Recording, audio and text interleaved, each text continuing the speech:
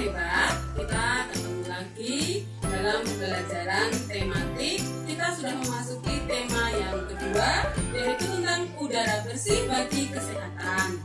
Nah, kita akan belajar subtema yang pertama, yaitu tentang cara tubuh mengolah udara bersih.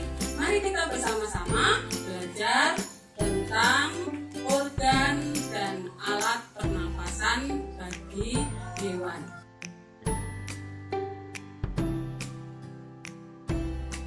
Nah, anak-anak hebat, subtema yang pertama, cara tubuh mengolah udara bersih, akan kita mulai dengan pembahasan yaitu alat dan sistem pernafasan pada hewan. Kita mulai dengan hewan yang pertama yaitu ikan.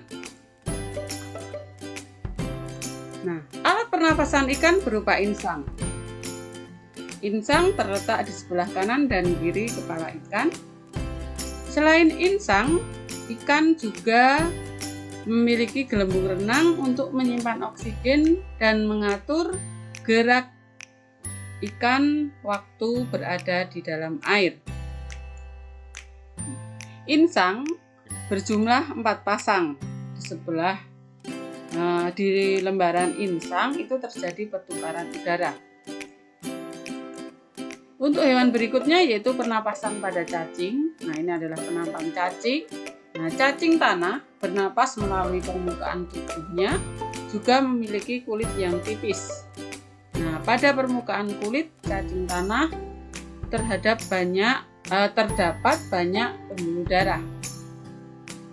Kulit cacing tanah juga menghasilkan lendir sehingga terlihat basah dan lembab, menyebabkan cacing dapat menyerap oksigen, mengeluarkan karbon dioksida secara langsung melalui permukaan kulit. Tempat lembab membantu proses pernapasan dapat berlangsung dengan baik. Binatang berikutnya yaitu serangga. Di sini ada gambar kumbang madu. Spirakel. Apa itu spirakel? Coba diperhatikan. Sistem pernapasan serangga itu berbeda dengan binatang lain. Cara serangga bernafas yaitu udara memasuki trakea melalui pori-pori kecil di permukaan tubuh serangga yang disebut spirakel. Jadi spirakel adalah pori-pori kecil yang ada di permukaan tubuh serangga. Sel-sel tubuh mengambil oksigen langsung dari pembuluh darah atau pembuluh udara kecil itu. Karbon dioksida dari sel akan mengalir ke trakea lalu dibuang melalui lubang spirakel. Untuk berikutnya yaitu pernapasan pada katak. Katak disebut binatang amfibi. Adapun untuk alat pernapasannya adalah paru-paru, kulit, dan insang. Kapan insang digunakan oleh katak? Yaitu saat katak berbentuk kecebong, yaitu hidupnya di dalam air dan bernapas menggunakan insang. Insang pada kecebong terletak di luar tubuhnya.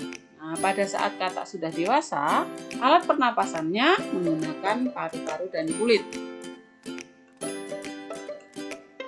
Berikutnya yaitu burung. Burung mempunyai 2 alat pernapasan yaitu paru-paru dan kantong udara.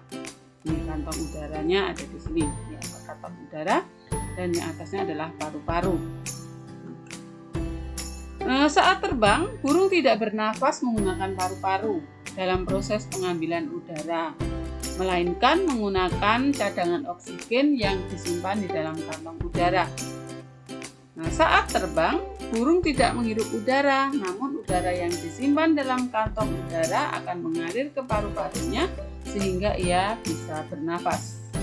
Nah, itu ada istilahnya, yaitu kantong udara terisi itu inhalasi, sedangkan ekshalasi adalah kantong udara kosong dan paru-paru terisi. Alat dan sistem pernafasan pada reptil. Ini ada komodo, dan juga ada ular.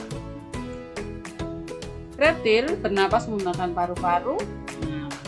Gas O2 atau oksigen dalam udara masuk melalui lubang hidung, rongga mulut, anak tekak, trakea yang panjang, bronkeolus dalam paru-paru.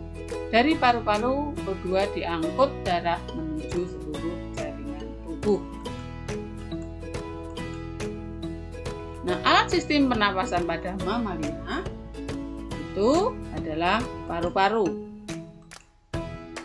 Manusia dan hewan, manusia dan hewan mamalia bernapas dengan paru-paru.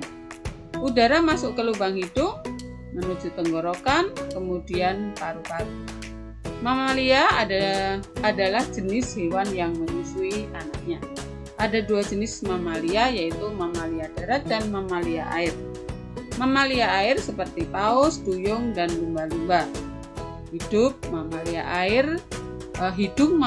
air dilengkapi dengan katup. Saat mamalia muncul di permukaan, katup terbuka dan menghirup udara dan mengeluarkan karbon dioksida dan udara dan uap air.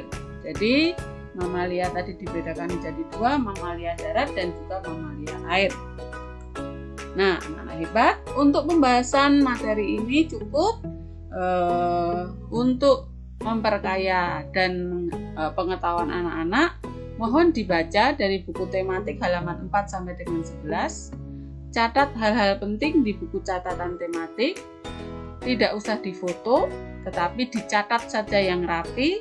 Dan untuk bahan pembelajaran, apabila ada latihan-latihan, tolong nanti dibaca-baca kembali. Selamat belajar dan terima kasih.